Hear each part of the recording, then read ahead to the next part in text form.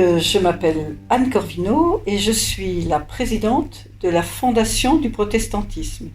La Fondation du Protestantisme est une fondation qui a été créée en 2001, donc elle a 20 ans cette année, et qui est au service de toutes les institutions protestantes de France.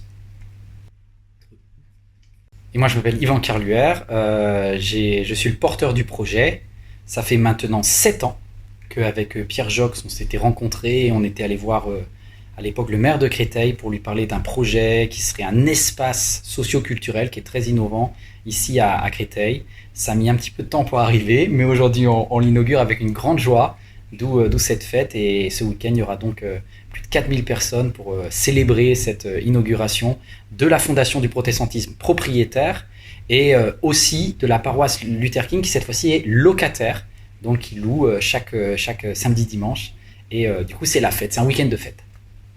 Alors l'église Martin Luther King à Créteil, c'est une église qui est finalement assez récente. Elle est en forte croissance, c'est une église très jeune et très métissée. On doit avoir une des églises les plus jeunes de France. C'est une chance pour moi, on doit avoir 28 ans de moyenne d'âge. Il y avait 2500 personnes au culte avec un S, puisqu'il y avait plusieurs cultes dimanche dernier. Donc en temps normal, on est entre 2000 et 3000 en présentiel. Et puis, il ne faut pas oublier que le Covid est passé par là et qu'il y a eu un shift majeur dans la pratique de la foi. Et donc, on a en moyenne 30 000 personnes chaque semaine qui se connectent sur les messages de la Bible portés par MLK chaque dimanche. Donc, ça fait un petit peu de monde. On a, que dire d'autre ?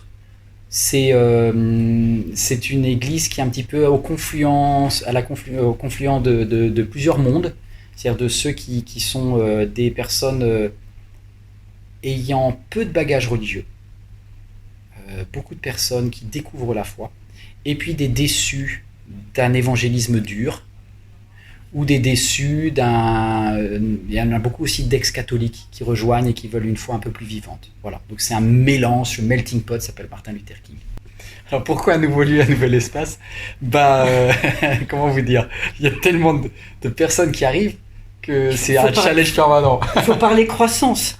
Ouais. Faut dire, tu avais combien de personnes en 2010 En 2017, c'est la première fois qu'on a atteint 1000 personnes. Et donc là, on est 2500 en 2021. C'est ça, on double tous les 3 ans. On double tous les 3 ans. Mais avec Christiane Enamé, qui était aussi vice-présidente de la Fédération protestante de France, on faisait partie d'une équipe, on n'était que 12 au départ, 12 adultes et 7 enfants, 19 au total, en 2004. Voilà, mais on vient de loin, quoi. Mais ça a été la même logique. C'est-à-dire que quand le culte a rassemblé 24 personnes, mais c'était la fête, quoi. Il a fallu 2 ans pour arriver là. Puis après, c'est un truc de fou, quoi. Il y a eu 48 personnes, et puis après, on a rajouté des zéros, et puis ça donne... Et je sais pas jusqu'à où ça va aller. En tout cas, le online aujourd'hui, il fait que ça transcende tous les... On est même plus local, c'est-à-dire qu'il n'y a que 500 Christoliens sur les 2500 personnes. Il n'y a que 500 personnes qui viennent de la ville. Il n'y a que 1000 en tout qui viennent du département. Donc il y a 1500 qui viennent d'un autre département français. Et au niveau des stats, si ça vous intéresse sur les stats de qui regarde sur YouTube, on a 50% de France métropolitaine. Et après, le numéro 2, à ma grande surprise, c'est la Belgique. Ensuite, c'est la Suisse. Après, c'est le Québec. Après, c'est la Guadeloupe, la Martinique. Et viennent ensuite les pays d'Afrique francophone comme la Côte d'Ivoire, Congo-Kinshasa, Congo-Brazza, etc. Donc on les salue tous. Mais ça c'est 3%, 4% à chaque fois. Donc c'est vraiment très mélangé.